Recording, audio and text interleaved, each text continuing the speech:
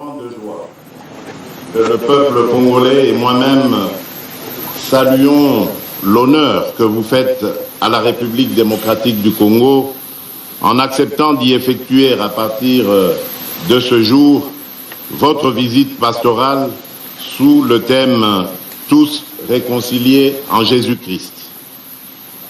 Le peuple congolais vous accueille dans la joie et l'allégresse comme il l'avait fait pour votre vénérable prédécesseur, le pape Jean-Paul II d'heureuse mémoire, lors de ses 2 visites pastorales en République démocratique du Congo, alors République du Zaïre.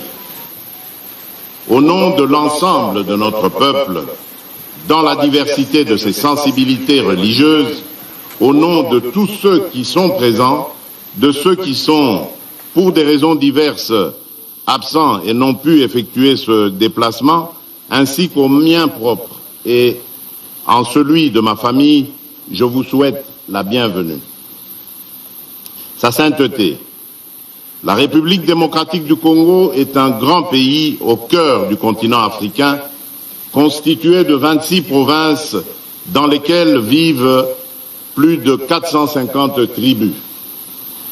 Ces populations ont une riche et harmonieuse diversité culturelle et celle-ci, plutôt que d'être un facteur de séparation, s'est muée au fil de l'histoire de notre nation en un ferment à l'avènement d'une terre de paix et d'hospitalité ainsi qu'une terre d'accueil pour les peuples d'Afrique et du monde. Sa sainteté. Si la République démocratique du Congo a proclamé la laïcité de l'État comme principe constitutionnel, la vie de nos populations demeure, elle, profondément liée à des convictions religieuses qui traduisent le dynamisme et la vitalité de leur foi. Ces convictions structurent notre agir collectif et la vie de nos familles repose en grande partie sur ces valeurs religieuses. Au nombre de celles-ci figure notamment l'hospitalité qui s'impose comme une valeur cardinale partagée par l'ensemble de nos familles et de notre peuple. Malheureusement, il y a lieu de constater qu'au cours de ces 3 dernières décennies, cette hospitalité qui nous caractérise a été mise à mal par les ennemis de la paix et les groupes terroristes venus essentiellement des pays voisins.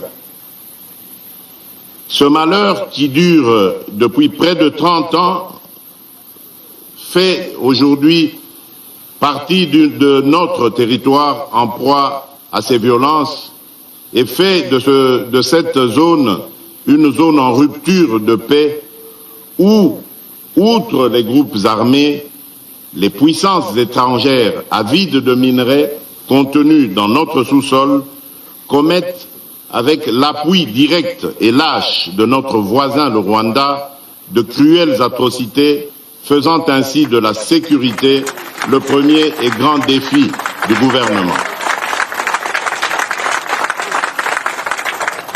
En effet, à la faveur de l'inaction et du silence de la communauté internationale, plus de 10 millions de personnes ont déjà été atrocement arrachées à la vie.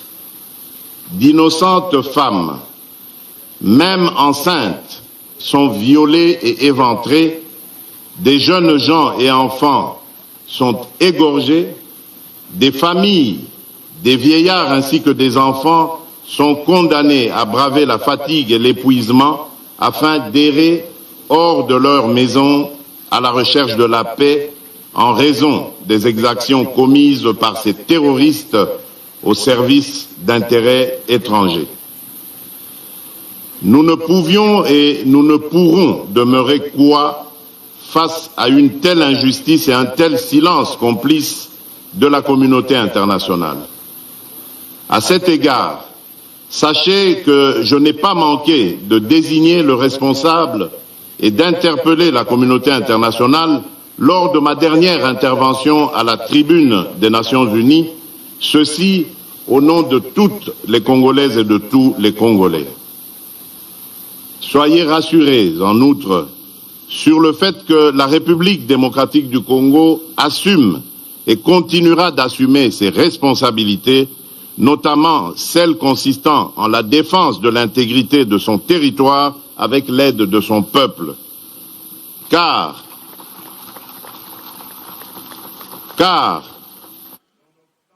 tableau sécuritaire préoccupant, le patriotisme ainsi que la détermination du peuple congolais pour la défense de sa patrie font sa force. Sachez, sa sainteté, que le peuple congolais demeure et demeurera un peuple grand, un peuple uni et fort face à toute menace faite à l'intégrité de son territoire et à la survie de sa nation. À ce propos, je me réjouis de votre volonté de recevoir une délégation de cette population meurtrie de l'Est de notre pays qui, je suis convaincu, vous permettra de vous saisir de cette résilience inouïe qui, aujourd'hui, plus qu'avant, nous définit et nous caractérise comme nation.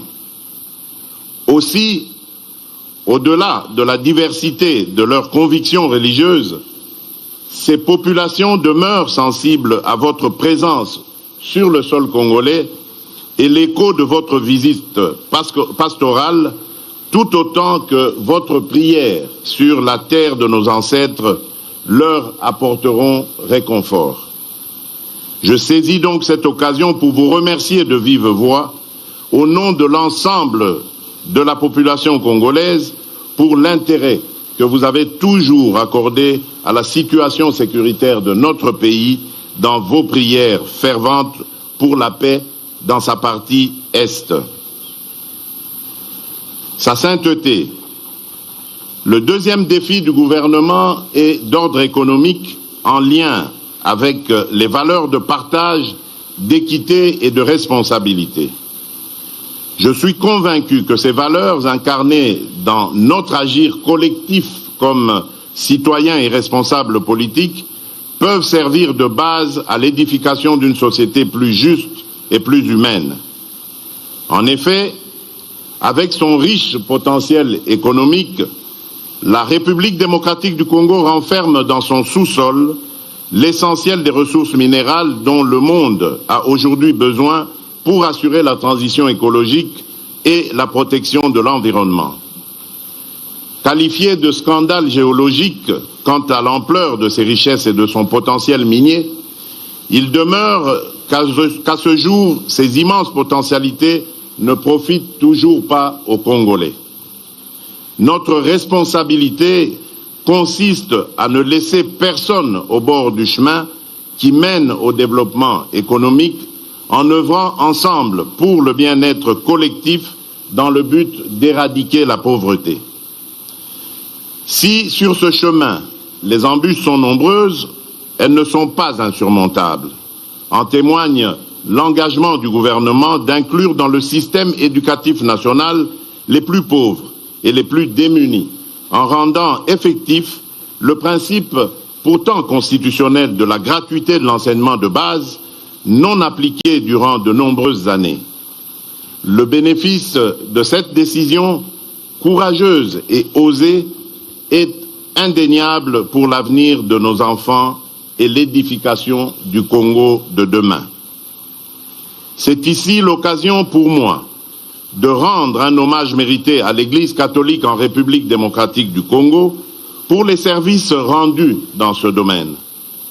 En effet, les différents gouvernements qui se sont succédés ont toujours entretenu et consolidé le partenariat avec l'Église, et en particulier l'Église catholique, pour assurer en amont l'éducation et la gestion des infrastructures éducatives et hospitalières en vue de satisfaire les besoins sociaux de base, en particulier en matière d'éducation et de santé. Cependant, et afin de pérenniser les efforts engagés, il s'est avéré nécessaire d'adapter les moyens économiques et financiers aux défis de l'évolution démographique et de la densité des populations. C'est dans cette optique que nous encourageons et exigeons des partenariats mutuellement avantageux dans l'exploitation de nos richesses afin qu'ils concourent à l'accroissement des possibilités d'emploi ainsi qu'à l'amélioration des conditions de vie de nos populations, tout en œuvrant résolument à lutter contre la corruption et la fuite de capitaux, de sorte que ces ressources servent réellement l'intérêt de tous. Sa sainteté. Le troisième grand défi est celui de la protection de l'environnement. En effet, pour ce qui est de ce défi, le gouvernement de la République et moi-même partageons les valeurs défendues dans votre encyclique Laudato Si, publiée en 2015, sur l'un des principaux défis auxquels l'humanité est confrontée actuellement, à savoir la lutte contre le réchauffement climatique. Tout en me réjouissant de ce que la lutte contre les changements climatiques constitue votre cheval de bataille, la République démocratique du Congo et son gouvernement sont très sensibles à l'urgence et la responsabilité qui incombe à l'humanité dans la construction de l'avenir de la planète et la protection de notre maison commune. À l'intérieur du pays, la protection de l'environnement est une composante de notre responsabilité dans l'ouverture du pays à l'exploitation des ressources et énergies fossiles. C'est ainsi que tous les marchés agréés avec des partenaires désireux d'exploiter nos ressources naturelles ne peuvent être régulièrement conclus sans qu'une étude sérieuse et préalable d'impact environnemental du projet à exécuter soit réalisée. En outre, le gouvernement met un soin particulier à la protection de la biodiversité dans les parcs naturels disséminés sur son territoire où des espèces rares et d'importance pour l'équilibre de cette biodiversité souffrent encore de l'insécurité et où des animaux, y compris ceux en voie de disparition, sont victimes eux aussi de la barbarie des groupes armés. Tout récemment encore, nous avons lancé avec beaucoup de précautions des appels d'offres pour exploitation dans le strict respect des règles et principes de protection de l'environnement de quelques gisements pétroliers en faisant recours à de l'expertise avérée en ce domaine.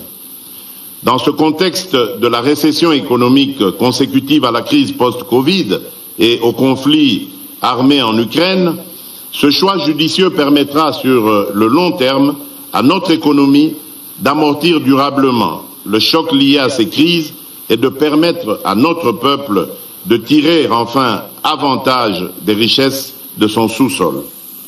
En tout état de cause, les membres du gouvernement de la République et moi-même n'arrêtons pas de réitérer cet engagement tel que ce fut le cas au cours de la 26e conférence des partis à la Convention des Nations Unies sur le changement climatique, la COP26, où nous avons présenté la République démocratique du Congo à la face du monde comme pays solution à la crise climatique et la lutte contre les changements climatiques. En effet, notre pays dispose de 165 millions d'hectares de forêt, deuxième plus grande forêt tropicale du monde, une grande réserve de biodiversité, avec comme principal atout sa capacité d'absorption de carbone, la première au monde, capable d'absorber près de 1,2 milliard de tonnes de dioxyde de carbone par an. C'est pourquoi, pour mieux protéger nos forêts, nous avons toujours milité pour une justice climatique afin que les plus grands pollueurs qui sont à la base de la destruction de l'environnement versent des compensations aux gardiens de la planète que nous sommes. Ces compensations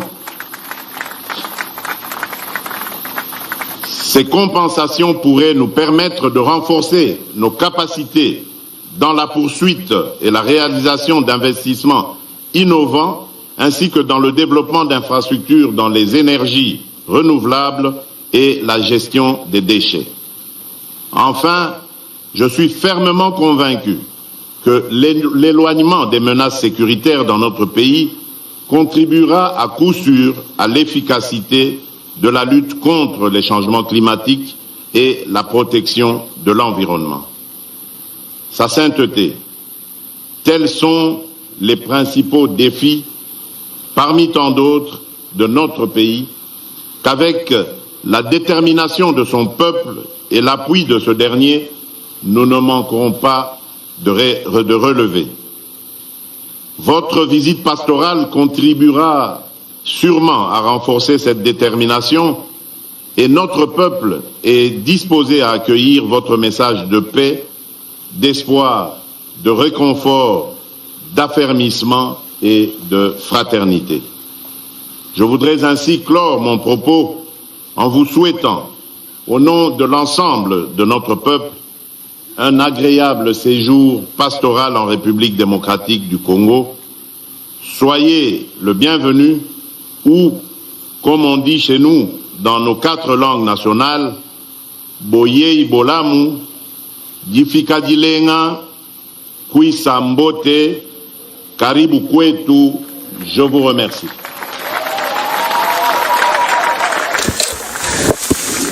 Voilà le discours donc du président Félix Tshisekedi dans ce jardin du Palais de la Nation. Et c'est maintenant le pape François qui va lui répondre dans ce jardin qui est bordé par le fleuve Congo, dans cette capitale de la République démocratique du Congo, Kinshasa, et en face de cette capitale Kinshasa, c'est l'autre Congo, le Congo Brazzaville, avec la capitale Brazzaville, qui est sur l'autre rive. Monsieur le Président de la République, membres illustres du gouvernement et du corps diplomatique, autorités distinguées religieuses et civiles, éminents représentants de la société civile et du monde de la culture, Mesdames et Messieurs, je vous salue cordialement et je remercie Monsieur le Président pour les paroles qu'il m'a adressées. Je suis heureux d'être ici sur cette terre si belle, si vaste, si luxuriante, qui embrasse au nord la forêt équatoriale, au centre et vers le sud les hauts plateaux et les savanes arborées, à l'est les collines, les montagnes, les volcans, les lacs, à l'ouest d'autres grands étendues d'eau avec le fleuve Congo qui rejoint l'océan. Dans votre pays, qui est comme un continent dans le grand continent africain, on a l'impression que la terre entière respire. Mais si la géographie de ce poumon vert est riche et variée, l'histoire n'a pas été aussi généreuse. Tourmentée par la guerre, la République démocratique du Congo continue de subir à l'intérieur de ses frontières des conflits et des migrations forcées et à souffrir de terribles formes d'exploitation indigne de l'homme et de la création.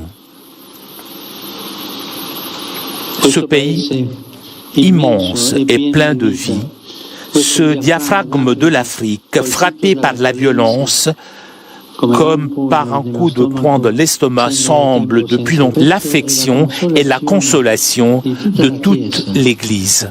Et apprendre de votre exemple de patience, de courage et de lutte.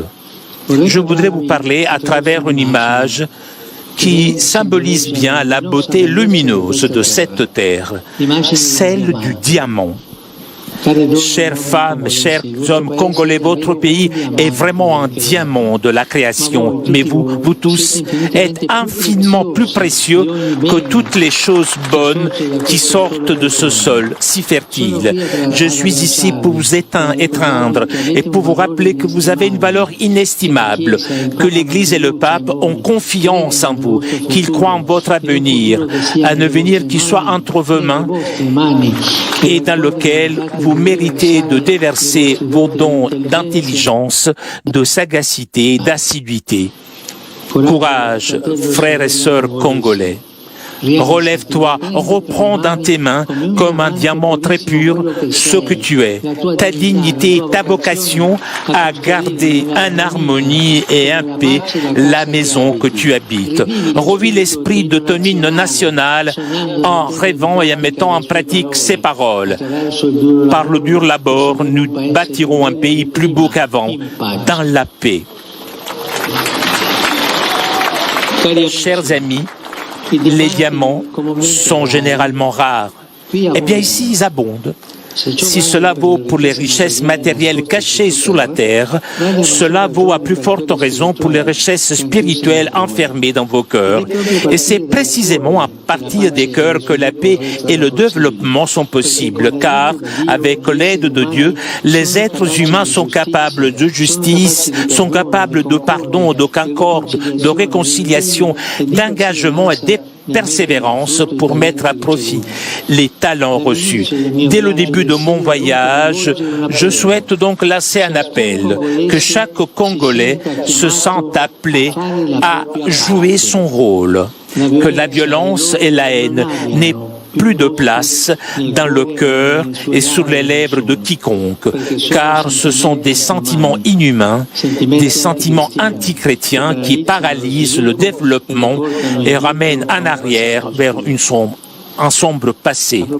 En parlant de frein au développement et de retour au passé, il est tragique que ces lieux, et plus généralement le continent africain, souffrent encore de diverses formes d'exploitation. C'est cette devise qui sort de l'inconscient de tant de cultures, tant de gens. L'Afrique doit être exploitée. Et cela est terrible. Après le colonialisme politique, un colonialisme économique tout aussi asservissant s'est déchaîné. Ce pays, largement pillé, ne parvient donc pas à profiter suffisamment de ses immenses ressources. On en est arrivé au paradoxe que les fruits de sa terre le rendent étranger à ses habitants. Le poison de la cupidité a ensanglanté ses diamants. C'est un drame devant lequel le monde économiquement plus avancé ferme souvent les yeux, les oreilles et la bouche. Mais ce pays et ce continent méritent d'être respectés et écoutés. Il mérite espace et attention. Retirez vos mains de la République démocratique de Congo. Retirez vos mains de l'Afrique. Cessez d'étouffer l'Afrique. Elle n'est pas une mine à exploiter, ni une terre à dévaliser. Que l'Afrique soit protagoniste de son destin.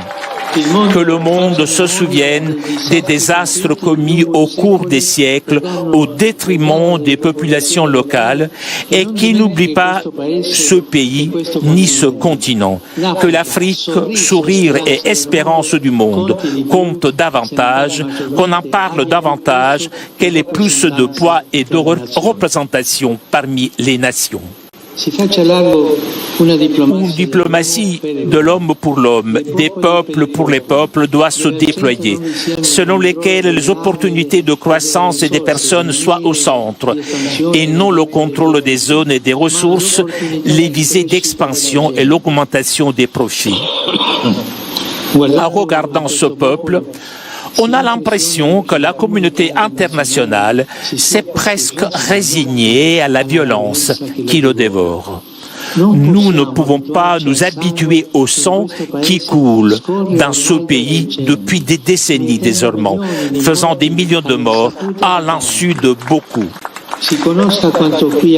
Il faut que l'on sache ce qui se passe ici, que le processus de paix en cours, que j'encourage de toutes mes forces, soit soutenu dans les faits et que les engagements soient tenus. Grâce à Dieu, il y en a qui contribuent au bien de la population locale et à un réel développement à travers des projets efficaces, non pas des interventions de pure assistance, mais des plans visant à une croissance intégrale. J'exprime toute ma gratitude au pays et aux organisations qui fournissent des aides substantielles en ce sens, en contribuant à la lutte contre la pauvreté et les maladies, soutenant l'état de droit et promouvant le respect des droits humains. Je forme le vœu qu'il puisse continuer à jouer pleinement et courageusement ce noble rôle. Revenons à l'image du diamant. Une fois travaillée, sa beauté provient également de sa forme, de ses nombreuses facettes harmonieusement disposées. Ce pays, riche de son pluralisme typique, a lui aussi un caractère polyédrique. C'est une richesse qui doit être conservée en évitant de glisser dans le tribalisme et dans la confrontation. Prendre obstinément parti pour sa propre ethnie ou par des intérêts particuliers alimentant des spirales de haine et de violence tourne au détriment de tous en bloquant la nécessité chimie de l'ensemble. À propos de chimie, il est intéressant de noter que les diamants sont constitués de seuls atomes de carbone, lesquels, s'ils étaient reliés différemment, formerait du graphite. La différence entre la luminosité d'un diamant et l'obscurité du graphite provient de la manière dont les atomes individuels sont disposés dans le réseau cristallin. Cette métaphore exprime le fait que le problème n'est pas la nature des hommes, des groupes ethniques et sociaux, mais la manière dont on décide d'être ensemble, la volonté ou non de se rencontrer, de se réconcilier et de recommencer fait la différence entre l'obscurité du conflit et un avenir lumineux de paix et de prospérité. Chers amis, le Père Céleste veut que nous sachions nous accueillir comme des frères et sœurs d'une même famille et travailler à un avenir qui soit avec les autres et non contre les autres. Bintu Bantu. C'est ainsi que l'un de vos proverbes rappelle très bien que la vraie richesse, ce sont les personnes et les bonnes relations entre elles. En particulier, les religions, avec leur patrimoine de sagesse, sont appelées à y contribuer par un effort quotidien de renoncement à toute agressivité, prosélytisme et contrainte, qui sont des moyens indignes de la liberté humaine. Quand on en vient à imposer en allant à la chasse aux fidèles de manière aveugle, par la ruse ou par la force, on ravage la conscience d'autrui et on tourne le dos au vrai Dieu, parce que, ne l'oublions pas, là où l'Esprit du Seigneur est présent, là est la liberté. Et là où il n'y a pas de liberté, il n'y a pas l'Esprit du Seigneur. Les membres de la société civile, dont certains sont ici présents, jouent également un rôle essentiel dans la construction d'un avenir de paix et de fraternité. Ils sont souvent démontrés qu'ils savent s'opposer à l'injustice et au délabrement au prix de grands sacrifices pour défendre les droits humains, la nécessité d'une éducation solide pour tous et une vie plus digne pour chacun. Je remercie sincèrement les femmes et les hommes, en particulier les jeunes de ce pays, qui ont souffert à divers degrés pour cela, et je leur rends hommage. Le diamant, dans sa transparence, réfracte admirablement la lumière qu'il reçoit. Beaucoup d'entre vous brillent par le rôle qu'ils jouent. Celui qui détient de responsabilités civiles et gouvernementales est appelé à agir avec une clarté cristalline en vivant leurs fonctions reçues comme un moyen de servir la société. Le pouvoir n'a de sens en effet que s'il devient service. Combien il est important d'agir dans cet esprit en fuyant l'autoritarisme, la recherche de gains faciles et la soif d'argent que l'apôtre Paul désigne comme la racine de tous les maux. Et en même temps, favoriser des élections libres, transparentes et crédibles, étendre davantage aux femmes, aux jeunes et aux groupes marginalisés la participation au processus de paix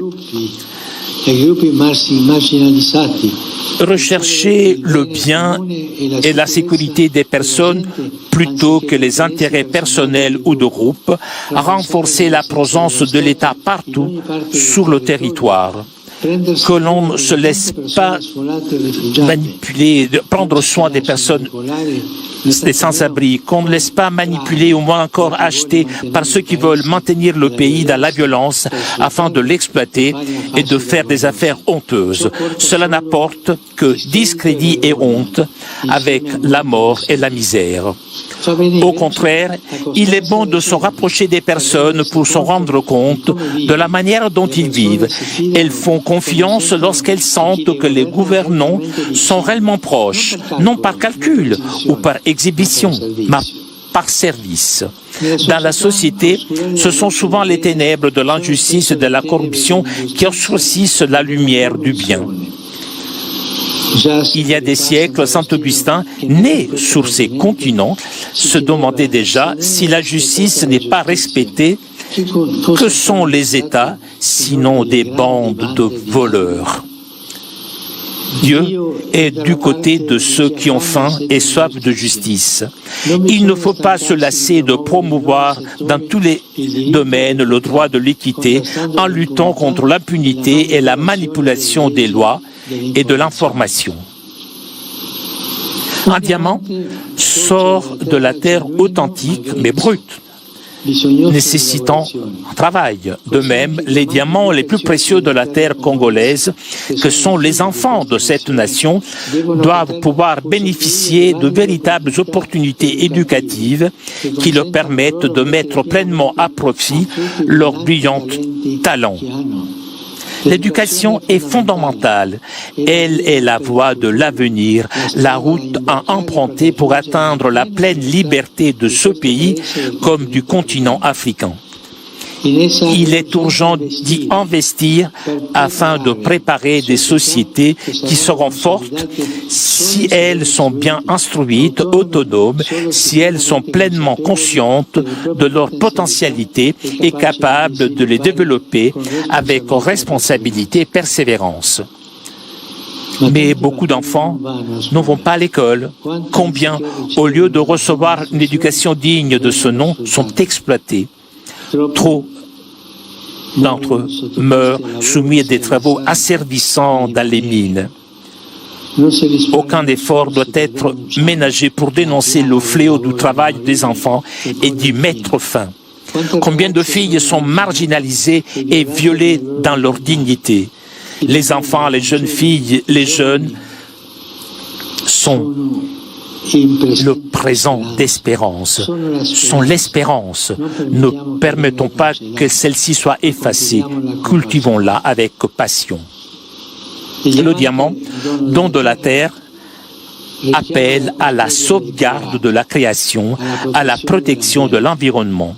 Située au cœur de l'Afrique, la République démocratique du Congo abrite l'un des plus grands poumons verts du monde qui doit être préservé. Comme pour la paix et pour le développement dans ce domaine également, une collaboration large et fructueuse est importante, permettant d'intervenir efficacement sans imposer des modèles extérieurs plus utiles à ceux qui aident qu'à ceux qui sont aidés.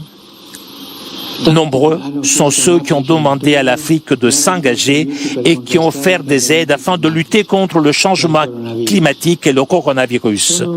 Ce sont certainement des opportunités à saisir, mais il y a surtout besoin de modèles sanitaires et sociaux qui ne répondent pas seulement aux urgences du moment, mais contribuent à une croissance sociale effective, des structures solides et du personnel honnête et compétent pour surmonter les graves problèmes comme la faim et la malaria qui entravent les développements à sa naissance.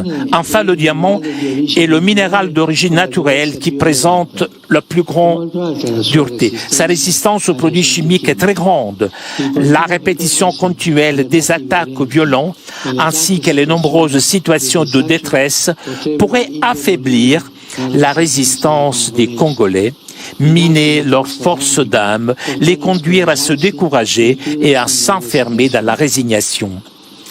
mais au nom du Christ, qui est le Dieu de l'espérance, le Dieu de toutes les possibilités, qui donne toujours la force de recommencer, au nom de la dignité et de la valeur des diamants le plus précieux de cette terre splendide qui sont ses habitants, je voudrais inviter chacun à un nouveau départ social, courageux et inclusif. L'histoire lumineuse, mais blessée de pays l'exige. Les jeunes et les enfants en particulier l'implorent. Je suis avec vous et j'accompagne par la prière et la proximité tout effort pour un avenir pacifique, un avenir harmonieux et prospère de ce grand pays. Que Dieu bénisse la nation congolaise tout entière. Voilà le premier discours du pape François en République démocratique du Congo depuis ce palais de la Nation devant les représentants des autorités, de la société civile, également du corps diplomatique. Le pape François qui a repris les termes du président Tshisekedi qui a parlé de génocide oublié dont souffre la RDC, tandis que vous luttez pour sauvegarder votre dignité, votre intégrité territoriale contre les méprisables tentatives de fragmentation du pays. Le pape François qui a donc dénoncer le colonialisme économique et le poison de la cupidité dans ce pays largement pillé avec ces mots très forts. Retirez vos mains de la République démocratique du Congo, retirez vos mains de l'Afrique, cessez d'étouffer. L'Afrique, elle n'est pas une mine à exploiter ni une terre à dévaliser. C'est enfin une invitation aux responsables politiques. Le pouvoir n'a de sens que s'il devient service. Et le pape François a prêté des mots très directs de Saint Augustin. Si la justice n'est pas respectée, que sont les États sinon une bande de voleurs? François qui a invité à favoriser des élections libres, transparentes et crédibles. Et c'est aussi un appel à la responsabilité des Congolais à qui le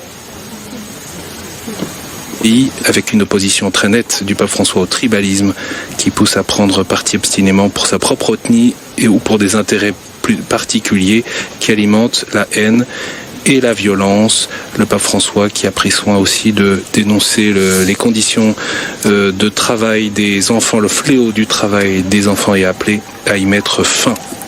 Voilà. Et du pape François que je vous invite à retrouver à la fois sur notre...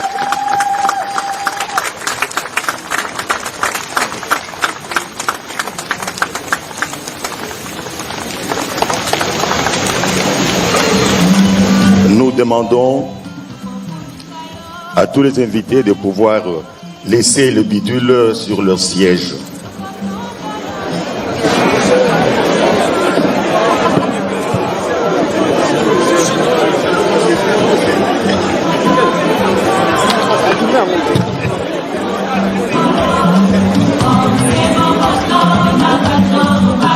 Séjour à Kinshasa.